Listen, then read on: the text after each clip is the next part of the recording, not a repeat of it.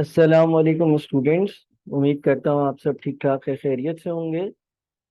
अच्छा जनाब, आज का हमारा जो टॉपिक है वो है statement of changes in equity. ठीक है जी। तो हम आज जिस चीज़ की बात करेंगे वो है हमारे statement of changes in equity. और इसको ज़रा डिटेल में हम देखेंगे। हम statement of changes in equity का फॉर्मेट देखेंगे। हम ये भी देखेंगे कि statement of changes in equity होता क्या है। हम ये देखेंगे कि statement of changes in equity में जो मुख्तलिफ चीज़ें होती हैं वो चीज़ें क्या होती हैं।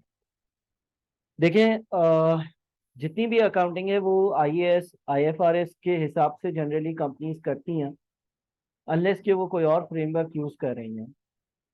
तो आईएएस 1 जो है उसमें एक complete set of financial statements जो हैं उसमें statement of changes in equity आता है। आईएएस 1 यानी कि इंटरनेशनल अकाउंटिंग स्टैंडर्ड नंबर 1 ये कहता है कि फाइनेंशियल स्टेटमेंट्स में आपके पास जो चीज़ें होनी चाहिए, number 1 statement of financial position होना चाहिए, जिसको हम लोग बैलेंस शीट भी बोलते हैं, जिसपे आपकी कंपनी के एसेट्स, लाइबिलिटी और कैपिटल की वैल्यूज आती हैं। नंबर 2, आप स्टेटमेंट ऑफ कॉम्प्रिहेंसिव इनकम भी बनाओगे, यानी कि जिसको हम प्रॉफिट एंड लॉस अकाउंट भी कहते हैं। नंबर 3, आप statement of changes in equity बनाओगे, जिसकी आज हम बात कर रहे हैं। और नंबर 4, आप कैश फ्लो स्टेटमेंट बनाओगे, यानी कि स्टेटमेंट ऑफ कैश फ्लोज। अब स्टेटमेंट ऑफ फाइनेंशियल पोजीशन और स्टेटमेंट ऑफ कॉम्प्रिहेंसिव इनकम बहुत ज़्यादा कॉमन है, और आपने प्रॉफिट एंड लॉस अकाउंट और बैलेंस शीट बहुत सारी जगह बनाया होगा पहले। स्टेटमेंट ऑफ कैश फ्लोज जो है वो कुछ लोगों ने अभी तक प्रिपेयर किया होगा, शायद सब उससे वाकिफ ना हो। और statement of changes in equity ये आज का हमारा टॉपिक है, जिससे मैं कंसर्न हूँ और जिससे रिलेवेंट मैं आज बात करूंगा। तो पहली चीज तो मैंने ये क्लियर कर दी कि statement of changes in equity बनाने को हमारे जो इंटरनेशनल अकाउंटिंग स्टैंडर्ड्स हैं उसमें इसके बारे में गाइडलाइन मिलती है कि हमें statement of changes in equity बनाना चाहिए। अब ये statement of changes in equity है क्या?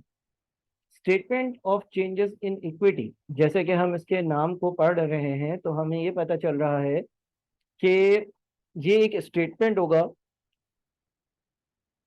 एक स्टेटमेंट होगा जिसमें आप क्या बताओगे? आप ये बताओगे कि किस तरह के चेंजेस आ रहे हैं किस चीज में, इक्विटी में। अब इक्विटी क्या होती है? इक्विटी को हमने बहुत सारी बार ऐसे पढ़ा है कि भाई ये कैपिटल का एक सब्स्टिट्यूट है, यानी कि कैपिटल कह लो या इक्विटी कह लो, ये वो पैसा है जो ओनर्स ने खुद अपने बिजनेस में इन्वेस्ट करा। तो effectively statement of changes in equity एक स्टेटमेंट होता है, एक डॉक्यूमेंट होता है, एक प्रॉपर फॉर्मेट वाला, एक आप समझे कि 1-2 पेजेस का एक डॉक्यूमेंट होता है, जिसमें ये लिखा जाता है कि जो इक्विटी है, ओनर्स की जो इक्विटी है, यानी कि ओनर्स का अपना जो पैसा बिजनेस में लगा है या उनकी जो इन्वेस्टमेंट है, या जो भी चीजें इक्विटी की डेफिनेशन में फॉल करती हैं, उसमें किस तरह के चेंजेस आए। मिसाल के तौर पर ओपनिंग बैलेंस क्या था, कितने से इक्विटी में एडिशन हुआ या चेंजेस आए, या इक्विटी कितने से इंक्रीज हुई और क्यों, और क्या क्या चीजें इक्विटी में से माइनस हो गई, और फिर क्लोजिंग बैलेंस क्या था। समझाने की हद तक मैं इसको यूं समझ सकता हूं या यूं कह सकता हूं कि लेट से आपके बिजनेस में ओपनिंग कैपिटल कितना था। लेट से साल के शुरू में आपने बिजनेस स्टार्ट किया तो आपके 500 रुपए इन्वेस्टेड थे। आपने कितना प्रॉफिट कमाया? अगर कोई सोल ट्रेडर है तो वो जितना प्रॉफिट कमाएगा वो उसकी इक्विटी में या उसके कैपिटल में ऐड होगा, क्योंकि ये उसका हिस्सा हो जाएगा या उसकी इन्वेस्टमेंट को इंक्रीज कर देगा। तो एक बंदे ने 500 रुपए से बिजनेस स्टार्ट किया, उस साल उसने 300 रुपए का मुनाफा या प्रॉफिट कमाया, और लेट से कि उसने पूरे साल में जो है ना वो ड्राइंग्स करी, और उसने जो है वो 100 रुपए की ड्राइंग्स करी। तो साल के आखिर का जो इसका क्लोजिंग कैपिटल होगा वो हो जाएगा 700। तो ये मैंने एक स्टेटमेंट बना लिया एक सोल ट्रेडर का। सोल ट्रेडर वो बंदा होता है जो इंडिविजुअली अपना बिजनेस करता है, और इसमें मुझे ये पता चल गया कि भाई इसका कैपिटल जो है ना उसमें किस तरह के चेंजेस आए। कैपिटल साल के शुरू में 500 था, फिर उसने जो प्रॉफिट कमाया उसकी वजह से कैपिटल इंक्रीज हुआ, और फिर उसने जो घर वो पैसे ले गया उसकी वजह से कैपिटल डिक्रीज हुआ। इसी तरह से कंपनी में सिर्फ और सिर्फ कैपिटल नहीं होता, बल्कि बहुत सारी दूसरी चीजें भी इन्वॉल्व होती हैं, और उसके जो चेंजेस होते हैं उसको हम अपने पास डॉक्यूमेंट करते हैं, लिखते हैं, बताते हैं। ठीक है। ऐसा ऐसा जब हम वक्त के साथ साथ मुख्तलिफ टर्म्स को देखेंगे तो आपको statement of changes in equity में बहुत सारी चीजें पता चलेंगी। अच्छा, अब statement of changes in equity जो है, हमें ये पता चल गया कि ये कोई ऐसा स्टेटमेंट होगा जो ओनर से रेलेवेंट, उनकी इक्विटी से रेलेवेंट जो चीजें हैं उनकी ट्रांजैक्शंस की वजह से उसमें इंक्रीज और उसका डिक्रीज, इस चीज को डॉक्यूमेंट करेगा, लिखेगा। अब फॉर्मेट पे जाने से पहले मैं मजीद कुछ जो है वो टर्म्स पर, कुछ इंपॉर्टेंट डेफिनेशंस पर आपकी जो है वो नजर लेकर जाता हूं।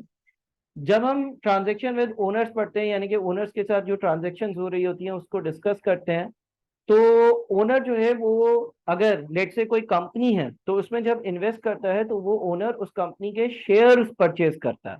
ठीक है।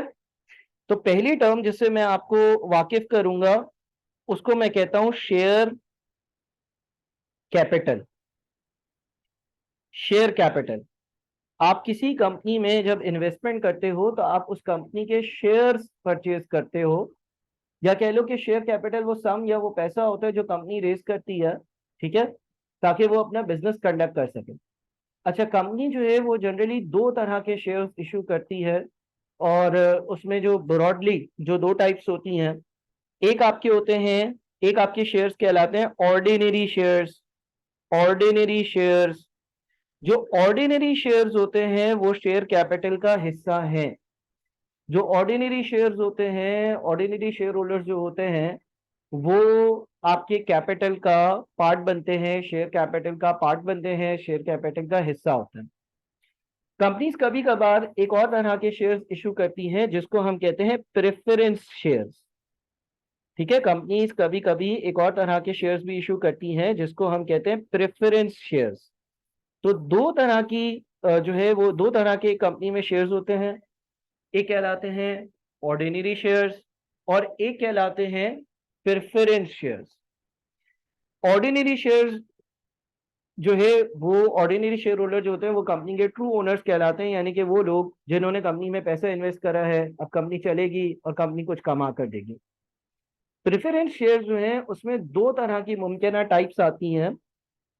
एक प्रेफरेंस शेयर्स आपके जो होते हैं वो कहलाते हैं रिडीमेबल प्रेफरेंस शेयर्स। क्या कहलाते हैं? Redeemable preference shares.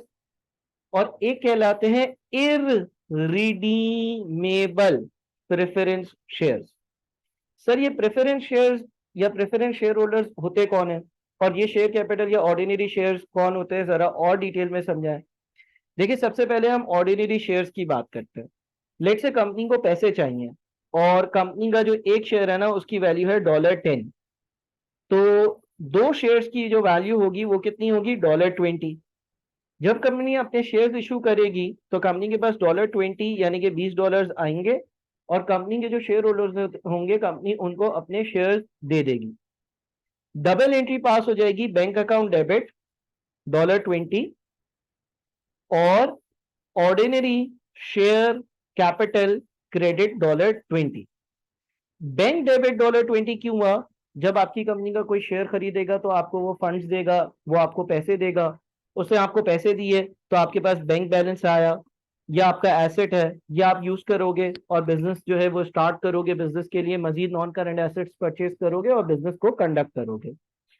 Ordinary share capital credit हुआ, ये क्यों हुआ? ये आपकी एक कैपिटल की वैल्यू है या आपकी इक्विटी है, और बेसिक अकाउंटिंग प्रिंसिपल्स के हिसाब से अगर इक्विटी या कैपिटल इंक्रीज हो तो क्रेडिट होता है। दिस शोज के बिजनेस में जो $20 लगे हुए हैं वो किसी ने शेयर्स परचेज कर लगाए हैं, और ये उस कंपनी का मालिक है, और इसकी जो जितने रुपए का ये मालिक है वो $20 है। कंपनी में सिर्फ सिर्फ एक शेयर होल्डर नहीं होता, ऐसे हजारों और लाखों और करोड़ों लोग होते हैं जिससे कंपनी के शेयर्स खरीदे हुए होते हैं। मिसाल के तौर पे ये मिस्टर ए था, इसने $20 के दो शेयर खरीदे। मिस्टर सी होगा, मिस्टर ए होगा, मिस्टर डी होगा, मिस्टर ई होगा, मिस्टर एफ होगा। मुख्तलिफ लोगों ने कंपनी के शेयर्स खरीदे होंगे, और जब उन मुख्तलिफ लोगों ने कंपनी के शेयर्स खरीदे होंगे तो कंपनी में बहुत सारा पैसा आया होगा। ये पैसा इस्तेमाल कर कर कंपनी चल रही होगी, तो ऑर्डिनरी शेयर कैपिटल तो इस तरह से कंपनी में इंजेक्ट हो जाता है। जब हम प्रेफरेंस शेयर्स की बात करते हैं तो उसकी डिटेल के लिए हम कुछ टाइम बाद जाएंगे, कुछ टाइम बाद उसको मजीद डिटेल में देखेंगे। लेकिन प्रेफरेंस शेयर्स की जनरली आइडियली दो टाइप्स हो सकती हैं, एक रिडीमेबल और एक इरिडीमेबल। अब रिडीमेबल का मतलब क्या होता है? रिडीमेबल का मतलब ये होता है कि किसी ने आपकी कंपनी में पैसा दिया और कुछ टाइम बाद वो शेयर्स, वो प्रेफरेंस शेयर्स जो कंपनी ने इशू करे हैं, वो रिडीम हो जाएंगे, यानी कि कंपनी उसको रिडीम कर लेगी। कंपनी के रिडीम करने का मतलब ये है कि कंपनी उस बंदे को उसके पैसे वापस दे देगी। रिडीमेबल प्रेफरेंस शेयर्स का मतलब ये है कि लेट से कंपनी ने किसी से पैसे लिए, कंपनी ने उसको कंपनी के शेयर्स दिए, और लेट से 3 साल बाद, 4 साल बाद, 5 साल बाद कंपनी ने जो है उसको उसके पैसे वापस कर दिए, कंपनी ने उसको उसके पैसे वापस कर दिए, रीपेमेंट कर दिया अमाउंट की, और उसके शेयर्स जो है वो कैंसिल कर दिए। ये रिडीमेबल प्रेफरेंस शेयर्स कहलाते हैं, यानी कि जो रिडीम हो सकते हैं। मिसाल के तौर पर लेट से कंपनी ने अभी किसी से $20 मांगे, तो एंट्री पास हो गई, bank debit $20, preference shares capital credit $20। और सिंपल सिंपल रखने के लिए चीजों को मैं ये बोलता हूँ, 4 साल बाद कंपनी ने एक और एंट्री पास करी, प्रेफरेंस शेयर्स डेबिट और बैंक अकाउंट क्रेडिट, यानी कि जिससे $20 दिए थे उसको $20 वापस कर दिए। तो सर ऐसे में ये जो इन्वेस्टर था इसको किस तरह का फायदा होगा?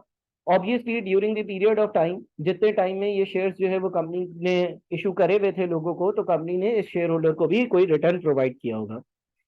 इररिडीमेबल प्रेफरेंस शेयर्स जो है वो ऐसे शेयर होते हैं जिसमें कंपनी ने पैसे ले लिए, बैंक डेबिट हो गया और प्रेफरेंस शेयर कैपिटल क्रेडिट हो गया, लेकिन अब कंपनी इसको बाय बैक नहीं कर सकती, यानी कि बाद में इसको वापस से खरीद नहीं सकती। Just like ordinary share capital के वो इशू हो जाते हैं, कुछ कंडीशंस के बाद वो बायबैक हो सकते हैं, लेकिन जनरली नहीं हो सकते।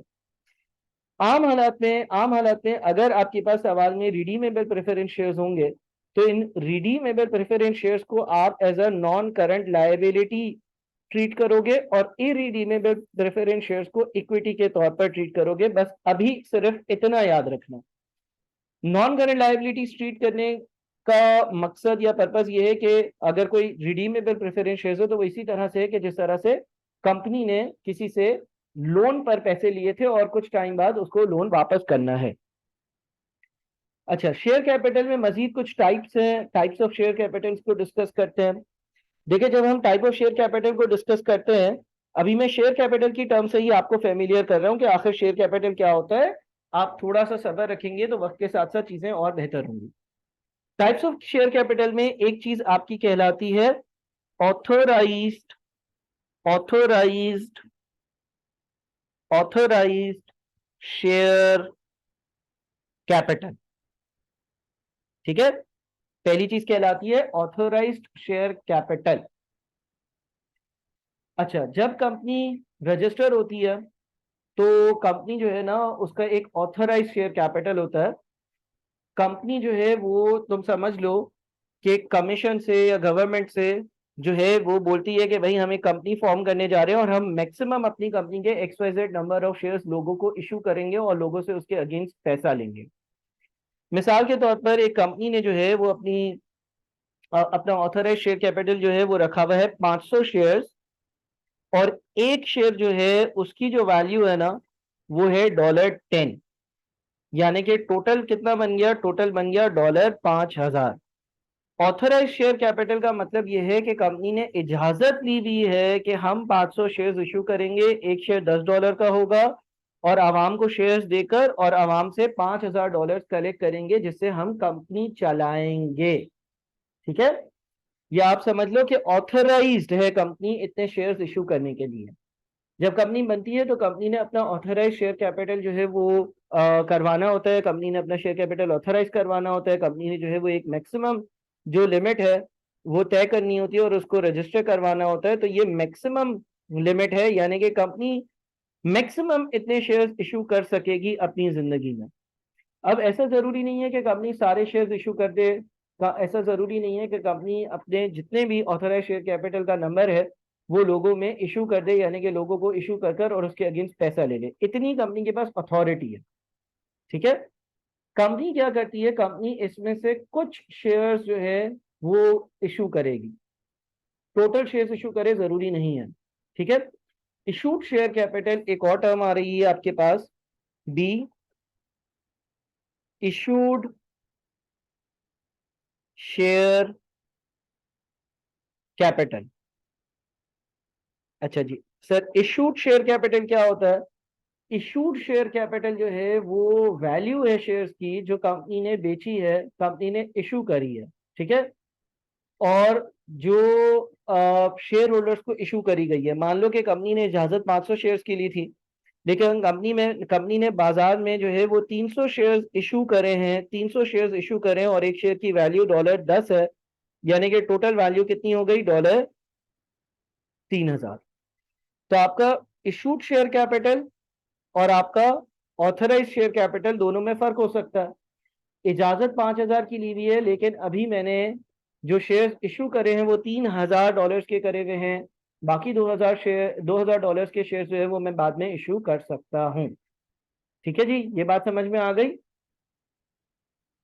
अच्छा, अब क्या होता है कि कभी कभार जब आप शेयर्स इशू करते हो तो ऐसा नहीं है कि लोग वो सारे पैसे जो है वो सारे शेयर्स जो है वो खरीद लें। आपने इशू करे, आपने लोगों को इशू करे 300 शेयर्स, ठीक है ना? लेकिन जो आपके पास मॉनेटरी वैल्यू यानी कि जो पैसा कलेक्ट हुआ है वो इससे भी कम हो सकता है। ठीक है, तो एक और टर्म आपके पास आएगी अब, सी, और वो कहलाती है सब्सक्राइब्ड शेयर कैपिटल। ठीक है, आपने इजाजत 500 शेयर्स की ली हुई है, आपने बाजार में जाकर 300 शेयर्स इशू करे, लेकिन पब्लिक ने सिर्फ और सिर्फ 250 शेयर्स जो है ना उसको सब्सक्राइब करा, यानी कि पब्लिक ने इंटरेस्ट शो ये करा, या आपने 300 लोगों को बोला भाई एक एक शेयर मेरा ले लो, $3000 मेरे पास आ जाएंगे, लेकिन उसमें से सिर्फ और सिर्फ 250 लोगों ने शेयर्स के लिए सब्सक्राइब करा, यानी कि 250 लोगों ने जो है वो ये कहा कि भाई हम जो है वो आपका $10 के हिसाब से शेयर जो है वो उसके पैसे देंगे, और आपको $2500 मिल जाएंगे, और हम उन शेयर्स को सब्सक्राइब कर लेंगे। ठीक है, अच्छा, अब अगेन एक और टर्म जो आप जिससे फेमिलियर होना चाहिए आपको, वो है आपका पेड अप शेयर कैपिटल।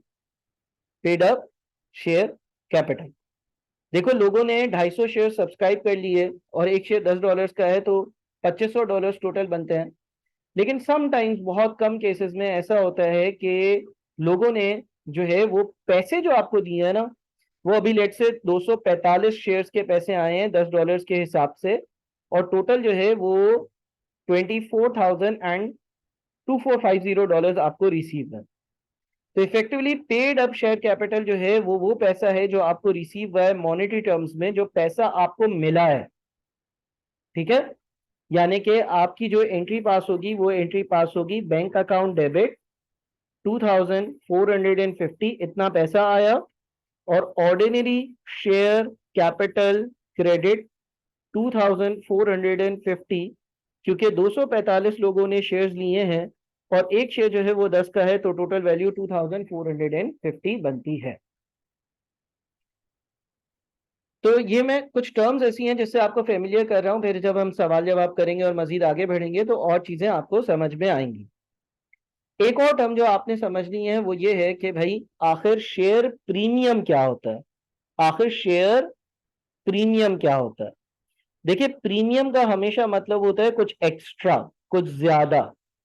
ठीक है, कंपनी के जो शेयर्स होते हैं ना, एक तो उन शेयर्स की पार वैल्यू होती है, एक शेयर्स की पार वैल्यू होती है, यानी कि जो वैल्यू उनके ऊपर लिखी हुई है।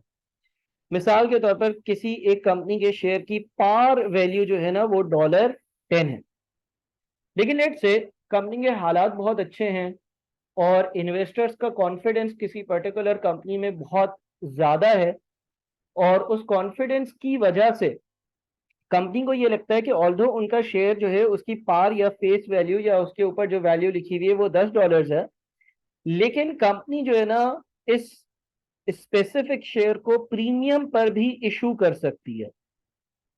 ये कंपनी का एक, आप कह लो कि एक एनालिसिस है कि भाई हमारे कंपनी के जो परफॉर्मेंस है वो बहुत अच्छी है, लोग हमारी कंपनी से बहुत ज्यादा सेटिस्फाइड है, एंड देयरफॉर वो $10 वाला शेयर उससे ज्यादा में खरीदने को भी तैयार होंगे।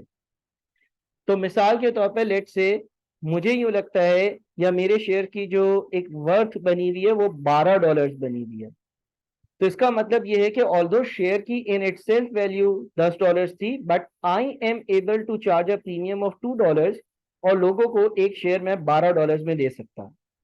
अब अगर कोई शेयर को सब्सक्राइब करेगा तो मेरे पास, या मुझे शेयर्स के पैसे देकर और शेयर लेगा, तो मेरे पास $10 नहीं बल्कि मेरे पास $12 आएंगे और मेरी डबल एंट्री पास हो जाएगी। Bank account debit $12, ordinary share capital का अकाउंट क्रेडिट $10 और शेयर प्रीमियम का अकाउंट क्रेडिट $2।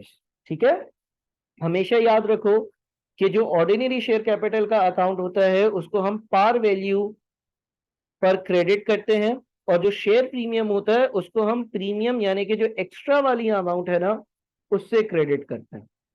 तो भाई अगर मैंने $12 में एक शेयर दिया तो $12 मुझे मिले, बैंक डेबिट हो गया। ऑर्डिनरी शेयर कैपिटल $10 से क्रेडिट होगा और जो एक्स्ट्रा के ₹2 हैं उससे मेरा शेयर प्रीमियम का अकाउंट जो है वो क्रेडिट होगा।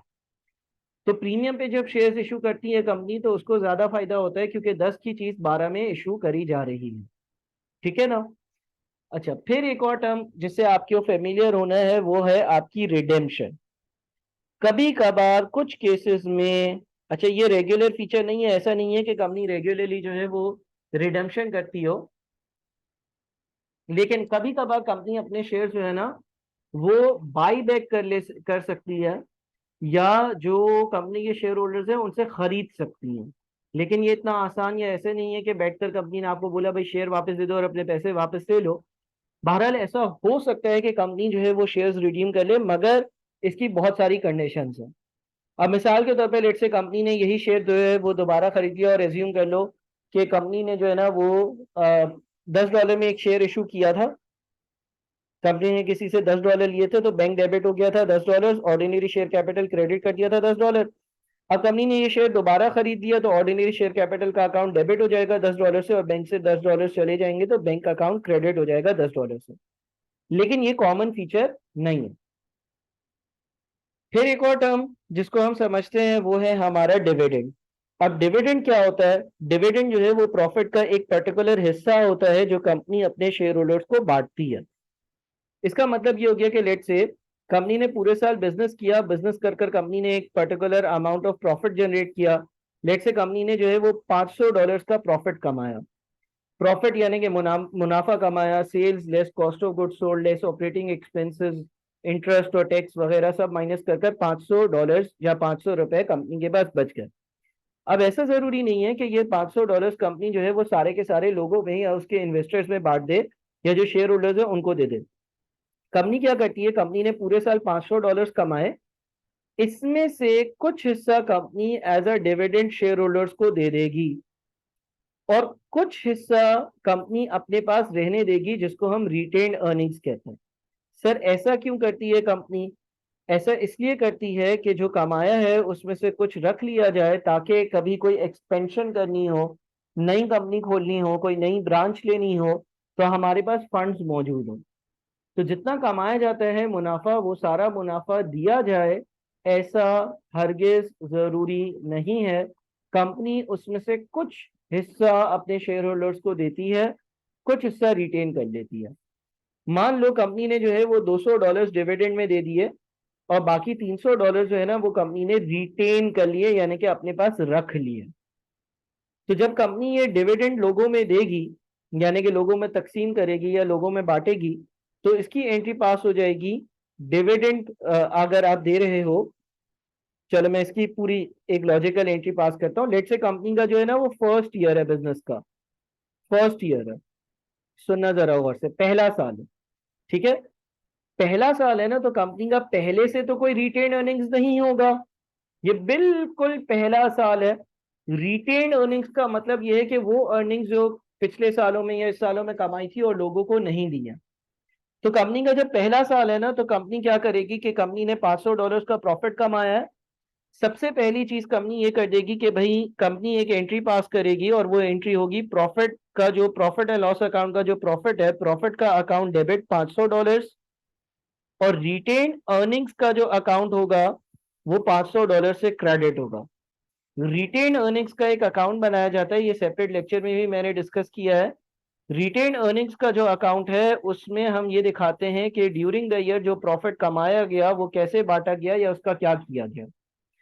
तो पहली एंट्री हो गई profit account debit retained earnings का अकाउंट क्रेडिट। हम अगर रिटेन अर्निंग्स का अकाउंट बनाते हैं तो हम यहाँ पे लिख देंगे प्रॉफिट 500। इसके बाद लेट से कंपनी ने फैसला किया कि $200 एज अ डिविडेंड हम लोगों में बांट देते हैं। जब कंपनी $200 का डिविडेंड लोगों में बांट रही होगी, यानी कि वो रिटेन अर्निंग्स में जो $500 रखे हुए हैं उसमें से $200 तकसीम कर देगी, लोगों को दे देगी, तो एंट्री पास हो जाएगी रिटेन अर्निंग्स डेबिट 200, और बैंक से वो पे होगा तो बैंक अकाउंट क्रेडिट 200। ये एंट्रीज हम आगे भी बाद में दोबारा से भी देखेंगे। तो ये जो रिटेन अर्निंग्स का अकाउंट है इसमें यहाँ पर डेबिट साइड पर आ जाएगा बैंक $200। और क्यों आ रहा है? इसलिए आ रहा है क्योंकि आपने डिविडेंड पे किया। अब आपका पहले साल का कैरिड डाउन यानी कि इस अकाउंट का जो बैलेंस होगा, अगर वो हम निकालते हैं तो डबल लाइंस में 500 लिखा, डबल लाइंस में 500 लिखा, और यहां पर हमने बैलेंस कैरिड डाउन लिखा 300, और बैलेंस ब्रॉड डाउन नीचे आएगा जो कि होगा 300।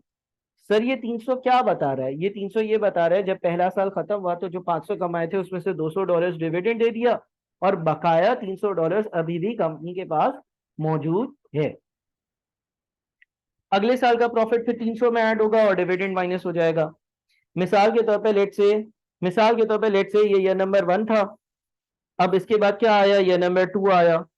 लेट से दूसरे साल का जो प्रॉफिट था वो $400 था, और दूसरे साल जो डिविडेंड दिया गया वो $50 दिया गया। तो एक एंट्री पास हो जाएगी profit debit, profit and loss account से मैंने सारा प्रॉफिट निकाला यानी कि उसको डेबिट किया, और रिटेन अर्निंग्स को मैंने क्रेडिट किया। दूसरी एंट्री में डिविडेंड पे कर रहा हूं तो रिटेन अर्निंग्स को कम करना है, रिटेन अर्निंग्स को मैं डेबिट करूंगा, और बैंक से अगर मैं पेमेंट कर रहा हूं तो बैंक को मैं क्रेडिट करूंगा। सर ये रिटेन अर्निंग्स का जो सेकेंड ईयर का हमारा अकाउंट होगा उसमें किस तरह से रिफ्लेक्ट होगा?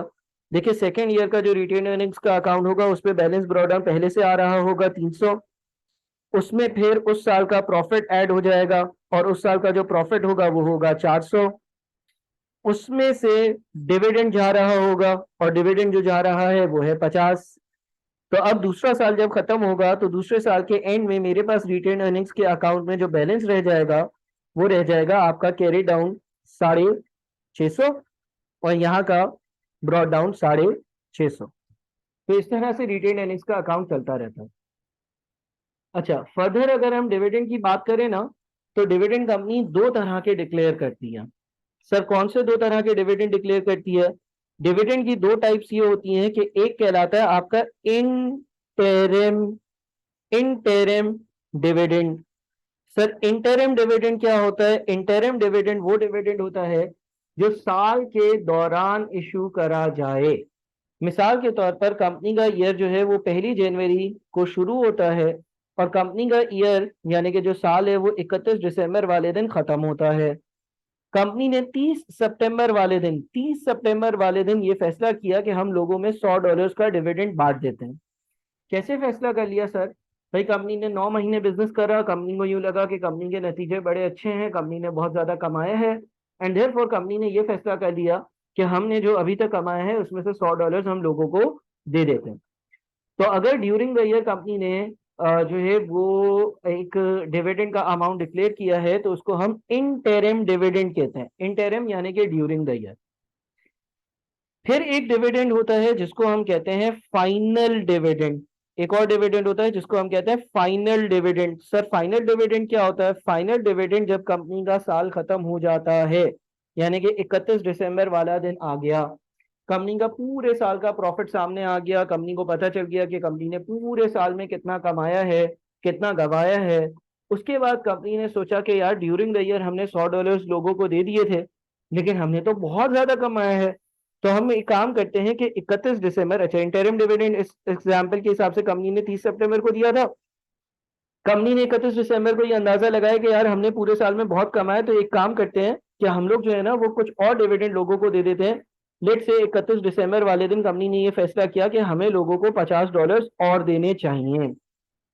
ठीक है, तो इस तरह के डिविडेंड को हम क्या कहते हैं? इस तरह के डिविडेंड को हम फाइनल डिविडेंड कहते हैं। अच्छा, अब बड़ी ही इंपॉर्टेंट बात यहाँ पर करने लगा हूं, और वो इंपॉर्टेंट बात ये करने लगा हूं कि देखो, जो इंटरिम डिविडेंड होता है ना, वो ड्यूरिंग द ईयर पे होता है, और ड्यूरिंग द ईयर का जब हम statement of changes in equity बनाएंगे उसमें आ जाएगा। मिसाल के तौर पे लेट से ये जो एग्जांपल है, ये है साल 2022 की। तो 30 सितंबर 2022 को इंटरिम डिविडेंड डिक्लेयर हुआ, और इंटरिम डिविडेंड अमूमन उसी साल में पे भी हो जाता है, यानी कि 2022 में ही पे हो गया। तो 2022 का जो हम statement of changes in equity बनाएंगे, 2022 का statement of changes in equity बनाएंगे, उसमें इंटरिम डिविडेंड आएगा। लेकिन जो हमारा फाइनल डिविडेंड होगा, यानी कि ये जो $50 हम मजीद पे करने का फैसला कर रहे हैं, ये जो फैसला होगा वो share holders annual general meeting में अप्रूव करेंगे। डायरेक्टर्स ईयर एंड के बाद इसको डिक्लेयर करेंगे, शेयर होल्डर्स उसको अप्रूव करेंगे। तो ये करंट ईयर में, यानी कि 2022 में पे नहीं होगा, बल्कि ये साल 2023 में statement of changes in equity में माइनस होगा, या रिटेन्ड अर्निंग्स में माइनस होगा। यानी कि अगर 2023 का कोई फाइनल डिविडेंड है तो वो 2024 में मेरी बुक से जा रहा होगा। जब हम कुछ सवाल करेंगे तो इसको भी डिस्कस करेंगे। अच्छा जी, फिर एक और टर्म आपके पास जिससे आपने फेमिलियर होना है, वो है बोनस शेयर्स। बोनस शेयर्स, ठीक है जी। अच्छा सर, बोनस शेयर्स क्या होते हैं? बोनस शेयर्स ऐसे शेयर्स होते हैं जो कंपनी फ्री ऑफ चार्ज अपने शेयर होल्डर्स को दे देती है। इसका क्या मतलब हुआ सर? इसका मतलब ये हुआ कि मिसाल के तौर पे लेट से साल 2022 था, साल 2022 अच्छा गुजरा, कंपनी ने बहुत सारा प्रॉफिट कमाया, कंपनी के पास बहुत सारा प्रॉफिट था, कंपनी के पास कोई कैश फ्लो का मसला भी नहीं था। कैश फ्लो का मतलब पैसे भी बहुत सारे पड़े हुए थे। प्रॉफिट और पैसों में फर्क होता है, कैश फ्लो स्टेटमेंट के टॉपिक में आपको ये पढ़ाया जाएगा। ऐसा जरूरी नहीं है कि एक कंपनी बहुत ज्यादा मुनाफे में है तो उसके पास कैश भी हाथ में बहुत ज्यादा हो। एक बंदा बहुत ज्यादा कमाता है लेकिन फिर भी हो सकता है कि वो उधारों में हो, या उसके जेब में एक भी रुपया ना हो। तो मुनाफा एक अलग चीज है, वो एक्रूअल्स बेसिस पर कैलकुलेट होता है, और कैश फ्लो का होना यानी कि पैसों का होना एक अलग चीज है। लेकिन लेट से साल 2022 में कंपनी ने बहुत ज्यादा मुनाफा कमाया और कंपनी के पास कैश फ्लो भी बहुत ज्यादा था, तो इसने कैश डिविडेंड दे दिया। कैश डिविडेंड का मतलब ये है कि जो ऊपर वाली एग्जांपल थी वही ले लो, कि मिसाल के तौर पे कंपनी ने बोल दिया भाई $200 हम लोगों को, या $100 जो है वो हम लोगों को दे रहे हैं, या प्रॉफिट जो हमने कमाया उसमें से एक हिस्सा इनको दे रहे हैं, इनको बांट रहे हैं। लेकिन कभी कभार ऐसा होता है, लेट से साल 2023 था, 2023 में कंपनी के हालात जो है वो थोड़े से हल्के हो गए, कंपनी ने प्रॉफिट कमाया बिल्कुल, लेकिन कम कमाया, और कंपनी के पास कैश फ्लोज जो थे ना वो नेगेटिव थे। कैश फ्लोज नेगेटिव थे या बहुत कम पॉजिटिव थे, यानी कि जेब में पैसा नहीं था। अब अगर कंपनी कैश डिविडेंड डिक्लेयर करेगी जिसकी हमने ऊपर बात करी, तो लोगों को $200,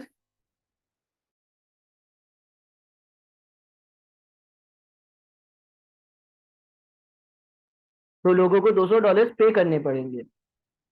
इस केस में कंपनी क्या करती है?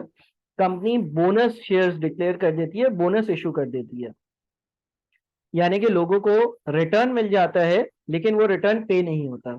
इसका क्या मतलब है सर?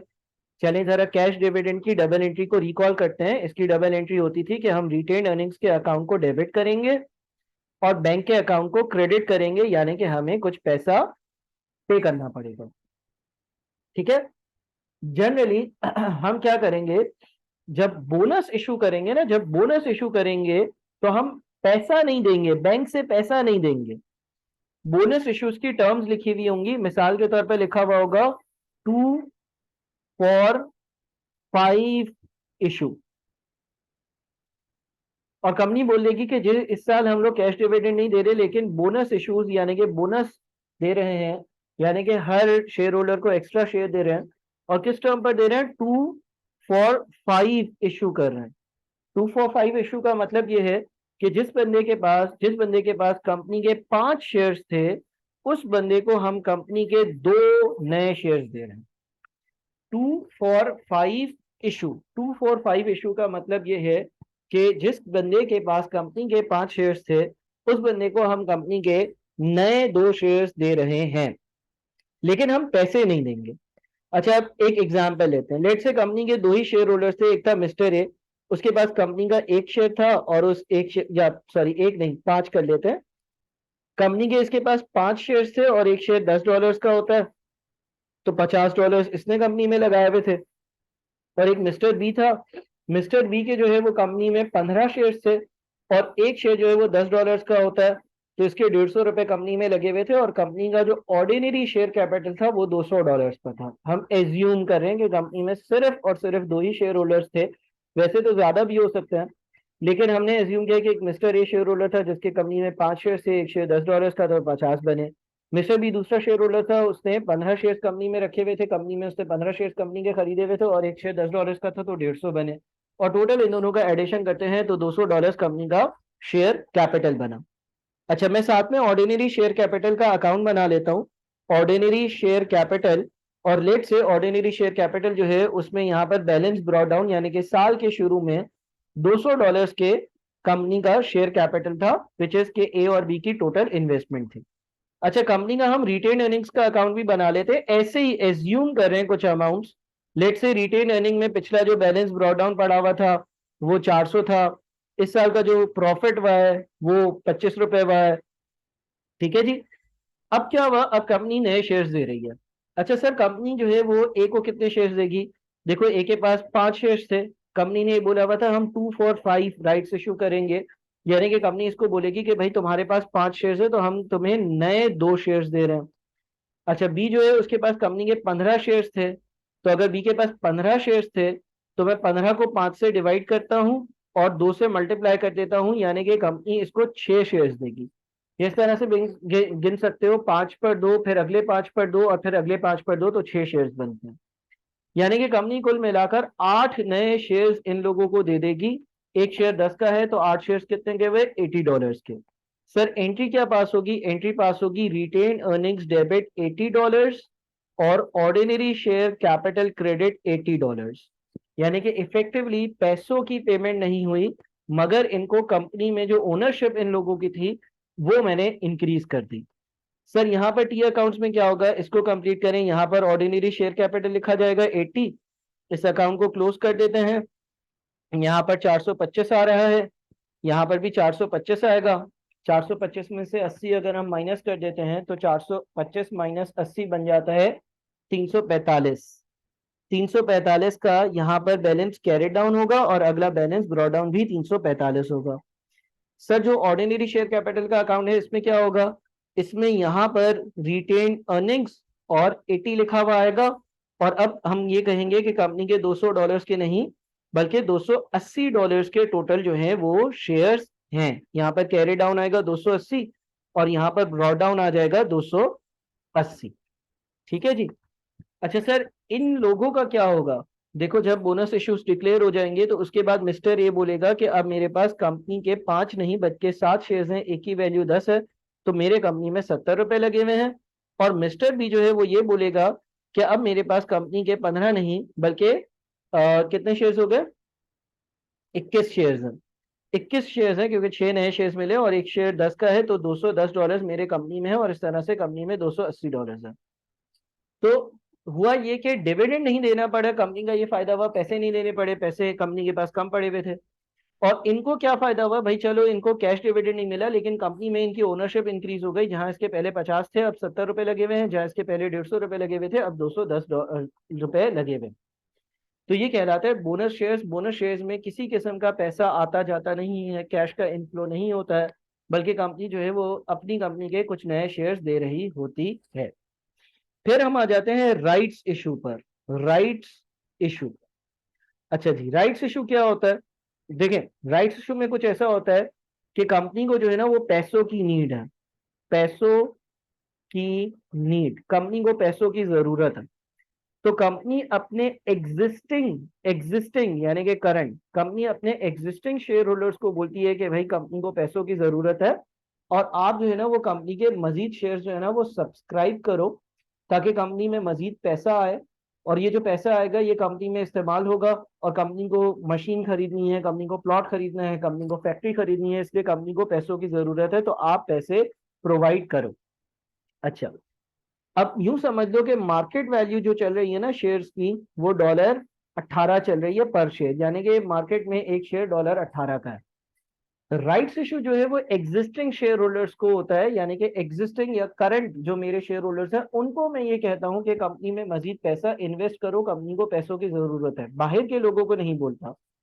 इनको इंसेंटिव देने के लिए मैं ये बोलता हूँ कि देखो मार्केट में एक शेयर अगर तुम खरीदने जाओगे तो स्टॉक एक्सचेंज पर अगर 18 का है, तो हम ये कर देते कि भाई तुम्हें एक शेयर जो है ना वो 18 के बजाय हम 15 में दे देंगे। तुम्हारा क्या फायदा होगा? हमारे कंपनी के पास $15 आ जाएंगे। तुम्हारा फायदा ये होगा कि जो चीज बाजार में 18 की वैल्यू रखती है वो चीज तुम्हें 15 में मिल जाएगी। और अगेन इसकी कुछ टर्म्स होंगी, लेट से वही वाली टर्म्स कह लेते हैं कि करंटली मिस्टर ए है, उसके पास कंपनी के 5 शेयर्स हैं, एक शेयर $10 का है तो $50 के शेयर्स इसके पास है। मिस्टर बी जो है उसके पास 15 शेयर्स हैं, एक शेयर $10 का है तो $150 के शेयर्स इसके पास है। और इस तरह से टोटल कंपनी में $200 के शेयर्स हैं। और लेट से वही टर्म्स रख लेते हैं 2 for 5। 2 for 5 का मतलब ये हो गया कि जिसके पास कंपनी के 5 शेयर्स होंगे उसको हम अपनी कंपनी के नए शेयर्स देंगे दो, लिहाजा इसको 2 नए शेयर्स मिलेंगे और इसको 6 नए शेयर्स मिलेंगे। अब सब्सक्रिप्शन का तरीका क्या होगा? एज्यूम कर लो कि जो पार वैल्यू है शेयर्स की वो $10 है, और एज्यूम कर लो कि जो प्रीमियम है, शेयर प्रीमियम है $5 है, क्योंकि प्रीमियम क्या होता है कि पार वैल्यू के ऊपर जितनी भी वैल्यू है उसको हम प्रीमियम कहते हैं। अब लेट से इन दोनों ने अपने राइट्स को सब्सक्राइब कर लिया, यानी कि कंपनी को पैसे दे दिए। तो कंपनी के पास टोटल पैसा कितना आएगा? 8 × 15। 8 × 15 यानी कि $120 आएंगे। $120 में से $80 जो हैं वो शेयर कैपिटल है, और बाकी जो ऑर्डिनरी शेयर कैपिटल और बाकी जो $40 हैं वो हमारा शेयर प्रीमियम है। डबल एंट्री क्या पास होगी? कंपनी के पास $120 आएंगे तो बैंक डेबिट हो जाएगा $120 से। ऑर्डिनरी शेयर कैपिटल का अकाउंट जो है वो $80 से क्रेडिट होगा, और शेयर प्रीमियम का अकाउंट $40 से क्रेडिट होगा। शेयर प्रीमियम क्या होता है? शेयर प्रीमियम पार वैल्यू के ऊपर अगर शेयर्स इशू होते हैं तो जो एक्स्ट्रा अमाउंट होता है उसको हम शेयर प्रीमियम कहते हैं। ठीक है जी। अच्छा, तो यहां तक हमने कुछ एलिमेंट्स देखे। अब हम कुछ और आगे लेकर चलते हैं बातों को। हम जो है वो बात करते हैं अपनी इनकम की, और हम प्रॉफिट्स की और रिटेन अर्निंग्स को तो चले बात कर ही चुके हैं। एक और तरह की चीज देख लेते हैं जिसको हम कहते हैं revaluation. Revaluation surplus. Sir revaluation surplus क्या होता है? रीवैल्यूएशन सरप्लस को समझते हैं। देखें, एज्यूम कर लें कि आपकी कंपनी में 1 जनवरी 2020 वाले दिन एक जमीन थी, जमीन आपकी अपनी थी जमीन, और उस जमीन की वैल्यू जो है ना वो 30 लाख रुपए थी, यानी कि 3 मिलियन थी। 31 दिसंबर जब आप अपने फाइनेंशियल स्टेटमेंट्स क्लोज कर रहे थे तो 31 दिसंबर 2020 को आपको ये पता चला कि यही जमीन जो है ना ये अब बाजार में 30 के बजाय 35 लाख रुपए की है। विच मीन्स कि आपका ये वाला जो नॉन करंट एसेट है, विच इज लैंड, इसकी value during the year 5 lakh रुपए से क्या हो गई है? 5 लाख रुपए से इंक्रीज हो गई है। अगर मैं अपने लैंड को रीवैल्यू करूं, यानी कि देखो लैंड डेप्रिशिएट तो नहीं होता, लैंड जो है उसको इस्तेमाल कर और ऐसा नहीं करते कि हम उसको डेप्रिशिएट करें। अगर मैं अपने लैंड की सही, या आप कह लो कि जो रीवैल्यूड अमाउंट है वो अपने बैलेंस शीट में स्टेट करना चाहूं, तो मैं ये कहूंगा कि यार मुझे अपने जमीन की वैल्यू 5 लाख रुपए से इंक्रीज कर देनी चाहिए, क्योंकि अब जो मेरे पास जमीन है वो 30 लाख या 3 मिलियन की नहीं है, बल्कि अब वो जमीन 35 लाख या 3.5 मिलियन की है। अब मसला ये होता है कि ये मेरा नॉर्मल टाइप का प्रॉफिट नहीं है, इसलिए क्योंकि ये 5 लाख रुपए उसूली तौर पर मेरे हाथ में नहीं आए। देखो, आपने कोई प्रॉपर्टी खरीदी थी, उसकी वैल्यू इंक्रीज हो गई, आपको फायदा हुआ, लेकिन ये 5 लाख रुपए किसी ने आकर तो नहीं दिए ना मुझे। बात को समझने की कोशिश करो भाई, मेरी एक जमीन है 30 लाख की और वो अब 35 लाख की हो गई, तो कोई मेरे घर आए बोले यार ये लो 5 लाख का लिफाफा, मुबारक हो आपकी जमीन की 5 लाख रुपए वैल्यू इंक्रीज हो गई, ऐसा नहीं होगा। जिस दिन जमीन बेचूंगा, हाँ उस दिन मुझे ज्यादा पैसे मिलेंगे, लेकिन अगर जमीन नहीं बेच रहा तो बस मैं अपने ख्यालों में ये रहूंगा कि यार जो चीज मैंने खरीदी थी 30 लाख की, अब वो चीज 35 लाख की हो गई है, यानी कि उस चीज की वैल्यू 5 लाख रुपए से इंक्रीज हो गई है। भाई वाह, मजा आ गया, जिस दिन मैं बेचूंगा उस दिन मुझे बड़ा फायदा होगा। तो इसकी एंट्री ये पास होगी कि लैंड की वैल्यू इंक्रीज करनी है। लैंड एक नॉन करंट एसेट है, नॉन करंट एसेट की वैल्यू इंक्रीज होती है तो वह डेबिट होता है। हम लैंड को 5 लाख से डेबिट करेंगे और रीवैल्यूएशन सरप्लस जो है ना, इसको 5 लाख रुपए से क्रेडिट करेंगे। रीवैल्यूएशन सरप्लस एक रिजर्व होता है जो ये शो करता है कि भाई आपके एसेट्स जो है ना, उसकी वर्थ या उसकी वैल्यू इंक्रीज हो रही है। किसी तरह से कोई नॉन करंट एसेट जो है उसकी जो अपवर्ड रीवैल्यूएशन हो रही है, और ये एक कैपिटल रिजर्व कहलाता है। क्या कहलाता है? ये कहलाता है कैपिटल रिजर्व। ठीक है। अब क्या सर ये इक्विटी का पार्ट है? बिल्कुल। इसलिए क्योंकि ये ओनर्स को इफेक्टिवली बेनिफिट देगा। जब ये जमीन बेची जाएगी तो इनको ही फायदा होगा। ठीक है। तो अगर मैं डबल एंट्रीज भी पास कर दूं, देखिए हमारे पास साल के शुरू में ब्रॉड डाउन लैंड की जो वैल्यू आ रही थी वो 3 मिलियन आ रही थी, और अब जो लैंड का मेरा कैरी डाउन होगा वो 35000000 होगा। एंट्री पास हो रही है land debit, revaluation surplus credit, यहाँ पर 5 लाख आएगा। और इस हिसाब से अगर आप देखोगे डेबिट्स और क्रेडिट साइड्स दोनों बैलेंस हो रही होंगी। अब रीवैल्यूएशन सरप्लस को देखोगे तो रीवैल्यूएशन सरप्लस में यहाँ पर लिखा जाएगा लैंड और 5 लाख रुपए आएगा।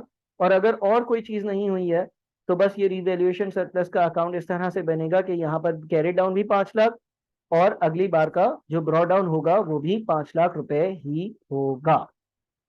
ठीक है जी। तो ये अभी मोटी मोटी बात है, आप समझ लो, टर्म समझ लो। फिर एक और चीज आपकी जो कहलाती है वो है जनरल रिजर्व। जनरल रिजर्व, अच्छा ये एक और तरह का रिजर्व होता है। रिजर्व का मतलब ये है कि आपने पैसे साइड पर कर दिए हैं, प्रॉफिट्स में से जो प्रॉफिट आपने ड्यूरिंग द ईयर कमाया उसमें से कुछ पैसा आप साइड पर कर देते हो, उसको आप जनरल रिजर्व कहते हो। मिसाल के तौर पे लेट से मैं अगेन ये कहता हूँ कि भाई एक कंपनी है, उसने प्रॉफिट कमाया 500, 500 में से लेट से उसने डिविडेंड दे दिया, उसने डिविडेंड दे दिया 200, उसने जनरल रिजर्व में पैसे ट्रांसफर कर दिए 50, और अब जो बच गए 250 वो उसका रिटेन अर्निंग्स में आ रहा होगा। ये एक सिनेरियो मैंने बनाया है। तो ये सिनेरियो कैसे इंप्लीमेंट होगा जरा इसको देखते हैं। देखिए सबसे पहले तो सारा प्रॉफिट रिटेन अर्निंग्स में ट्रांसफर होगा, तो प्रॉफिट का अकाउंट डेबिट हो जाएगा 500 से, और रिटेन अर्निंग्स का अकाउंट जो है वो 500 से क्रेडिट हो जाएगा। रिटेन अर्निंग्स का मैं साथ में अकाउंट बना देता हूँ। रिटेन अर्निंग्स में यहाँ पर हम लिख देंगे कि भाई प्रॉफिट जो हमने कमाया ड्यूरिंग द ईयर वो 500 है, इसमें से आपने $200 का डिविडेंड दे दिया, इसकी एंट्री पास हो जाएगी retained earnings debit. Retained earnings को कम करूंगा और बैंक से अगर पेमेंट करी है तो बैंक अकाउंट को मैं क्रेडिट कर दूंगा। यानी कि यहाँ पर मैं लिख दूंगा बैंक, और ये क्यों लिख रहा हूँ, इसलिए क्योंकि मैंने 500 जो कमाए उसमें से 200 का डिविडेंड दे दिया। फिर जनरल रिजर्व। जनरल रिजर्व का मतलब होता है कि आपने जो मुनाफा कमाया उसमें से कुछ अमाउंट मजीद आप स्पेशली एक जगह पर साइड पर कर देते हो, ताकि बहुत ही इमरजेंसी में कभी किसी तरह का कोई हमें जो है वो बाद में जरूरत हो तो हमारे पास पैसा पड़ा हुआ हो। अच्छा जनरल रिजर्व जो है ना वो कहलाता है रेवेन्यू रिजर्व। रेवेन्यू रिजर्व का मतलब ये है कि ये किसी वैल्यू का इंक्रीज होना नहीं है, बल्कि जो हमने ड्यूरिंग द ईयर कमाया था प्रॉफिट उसका हिस्सा है। इसकी एंट्री पास हो जाती है, आपकी रिटेन अर्निंग्स का अकाउंट डेबिट होगा $50 से, क्योंकि रिटेन अर्निंग्स से ये पैसा जा रहा है, और कहाँ जा रहा है, जनरल रिजर्व के अकाउंट में क्रेडिट होगा। तो यहाँ पर आप जनरल रिजर्व लिख दोगे 50, और अब आपका इस अकाउंट का यानी कि रिटेन अर्निंग्स का जो कैरी डाउन, सॉरी, जो कैरी डाउन और ब्रॉड डाउन आ रहा होगा वो 250 पर आ रहा होगा। ये 500 है, ये 500 है, और ये बैलेंस ब्रॉड डाउन जो है ये 250 है। ठीक है। अच्छा जनरल रिजर्व का जो आपका अकाउंट होगा, जो आपका जनरल रिजर्व का अकाउंट होगा वो इस वैल्यू से क्रेडिट हुआ होगा, यानी कि यहाँ पर मैं लिखूंगा रिटेन अर्निंग्स 50। और अगर सिर्फ और सिर्फ यही एंट्री है पूरे साल की, तो यहाँ पर कैरी डाउन भी 50 आ जाएगा, और यहाँ पर जो ब्रॉड डाउन होगा ये भी 50 आ जाएगा। तो जनरल रिजर्व में जो पैसे ट्रांसफर हुए वो यहाँ पर मेंशन हो जाएंगे। ठीक है। फिर कुछ जनरल एंट्रीज हैं वो हम मजीद जब आगे बढ़ते हैं तो उसके साथ साथ देखते रहेंगे। हम जनरल एंट्रीज को देखने से पहले एक काम करते हैं कि statement of changes in equity का एक बेसिक सा फॉर्मेट या स्ट्रक्चर देखते हैं कि आखिर आपका statement of changes in equity जो है वो कैसा नजर आएगा, उसका फॉर्मेट कैसा होगा, उसका स्ट्रक्चर कैसा होगा। तो देखिए जो आपका statement of changes in equity होगा उसमें मुख्तलिफ कॉलम्स होंगे। ठीक है ना, मैं रोज और कॉलम्स बना देता हूँ। 1, 2, 3, 4, ठीक है, इससे ज्यादा भी हो सकते हैं, इससे कम भी हो सकते हैं। ठीक है, लेट से यहां पर टॉप पर लिखा हुआ है शेयर कैपिटल, टॉप पर लिखा हुआ है शेयर कैपिटल, फिर दूसरी जगह पे टॉप पे लिखा हुआ है शेयर प्रीमियम, शेयर प्रीमियम भी आपकी इक्विटी का हिस्सा है। फिर लिखा हुआ है रिटेन्ड अर्निंग्स, फिर लिखा हुआ है रिटेन्ड अर्निंग्स। ठीक है, उसके बाद लिखा हुआ है रीवैल्यूएशन, रीवैल्यूएशन सरप्लस। उसके बाद लिखा हुआ है जनरल रिजर्व, और उसके बाद लिखा हुआ है टोटल। अब क्या चेंजेस हो सकते हैं, एक तो ओपनिंग बैलेंस होगा, एज्यूम कर लो यहाँ पे लिखा हुआ है बैलेंस एज एट 1 जनवरी 2020। तो यहाँ पर हर हर अकाउंट का ओपनिंग बैलेंस आ जाएगा, यानी कि पिछले साल का जो क्लोजिंग था, और ये टोटल में इन सब का एडिशन आ जाएगा। इसके बाद बहुत सारी चीजें इसमें आती हैं, मैं कुछ कॉमन सी चीजें लिख सकता हूँ, लिख देता हूँ। प्रॉफिट, आपने ड्यूरिंग द ईयर प्रॉफिट कमाया, वो रिटेन अर्निंग्स में ऐड हो जाता है। इंटरम डिविडेंड, इंटरम डिविडेंड आपने कोई दिया, या इंटरम से पहले एक काम करता हूँ, फाइनल डिविडेंड, पिछले साल का फाइनल डिविडेंड जैसे कि हमने डिस्कस किया था इस साल डिस्ट्रीब्यूट होगा, तो पिछले साल का जो फाइनल डिविडेंड है वो यहां से माइनस हो जाएगा। फिर इस साल का इंटरम डिविडेंड, इस साल का इंटरम डिविडेंड अगर कोई है तो वो इधर से माइनस हो जाएगा। फिर अगर कोई बोनस इशू है, बोनस शेयर्स इशू करें जैसे कि हमने ऊपर पढ़ा, तो बोनस शेयर्स की डबल एंट्री हमने पढ़ी थी, रिटेन अर्निंग्स डेबिट, या शेयर प्रीमियम भी कभी कभी डेबिट होता है, और हम शेयर कैपिटल के अकाउंट को क्रेडिट करते हैं तो यहां से माइनस हो जाएगा और शेयर कैपिटल में ऐड हो जाएगा। फिर कोई ट्रांसफर टू जनरल रिजर्व है, यानी कि जनरल रिजर्व में कुछ पैसे रिटेन अर्निंग से ट्रांसफर करें तो यहां से माइनस हो जाएगा और जनरल रिजर्व में ऐड हो जाएगा। फिर कोई अपवर्ड रीवैल्यूएशन है, यानी कि किसी लैंड या जमीन की रीवैल्यूएशन करी तो उससे आपकी एंट्री लैंड डेबिट और रीवैल्यूएशन सरप्लस क्रेडिट हो जाएगा, यानी कि ये इंक्रीज हो जाएगा। इस तरह की बहुत सारी डबल एंट्रीज आती रहेंगी, आती रहेंगी, और उसके बाद आप जो है वो इन सब का टोटल कर लोगे। ठीक है ना, यहाँ पर भी इनके टोटल्स वगैरह सारी चीजें होंगी। यहाँ पर जो वैल्यूज आएंगी, हम जब एग्जाम्पल देखेंगे, सवाल देखेंगे, तो उसमें आप और बेहतर तरीके से इसको समझ सकोगे। ये सारा क्लोजिंग बैलेंस होगा इस साल के आखिर तक का, और इस तरह से ये आपका पूरा का पूरा statement of changes in equity बनेगा। ये आपका होगा बैलेंस एज एट 31 दिसंबर 2020। इस तरह का कुछ फॉर्मेट बन रहा होगा। लेकिन जब हम न्यूमेरिकल वैल्यूज इसमें अमाउंट्स पुट इन कर कर इसको मजीद जब एग्जाम्पल्स देखेंगे तो एग्जाम्पल से आपको बहुत सारी चीजें फर्दर क्लियर होंगी, और मैं डिस्कस करता जाऊंगा और डबल एंट्रीज भी डिस्कस करता जाऊंगा। तो यहाँ पर मैंने जो है वो statement of changes in equity की बहुत सारी बातें डिस्कस करी जिससे आपको फायदा होगा। इंशाल्लाह इस वीडियो को जरूर अच्छे से देखें और उसके बाद मजीद फॉलो करें। आगे के जो वीडियोस हैं उसमें मैं statement of changes in equity के सवालात करूंगा और कॉन्सेप्ट्स भी डिस्कस करूंगा। Thank you.